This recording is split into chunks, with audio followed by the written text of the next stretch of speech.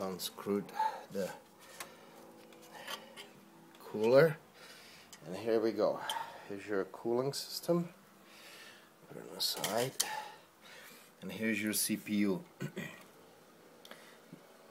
Your CPU basically has a leather bracket in here. You can see that paste on it. That's very important for cooling, getting in touch with your cooling system, so your CPU won't overheat. Now what you do, you just push this bracket down like so, unhook it, and now just open the socket. This is socket 775. Now you will pick up your CPU, and here we go. This is a socket, this is your CPU.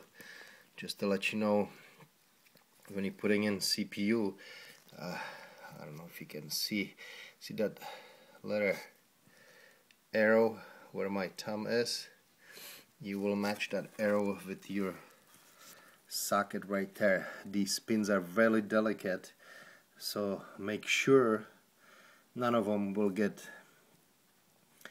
bent, otherwise you're in a big trouble. You're gonna have to buy a new motherboard. So now we have a CPU out. You put it on the side. If you can clean up a little bit around that area, dust it off, clean up that excessive paste from the bracket. It shouldn't be anywhere else but on your CPU. So we're gonna clean that a little bit, and then we'll place the new CPU in there.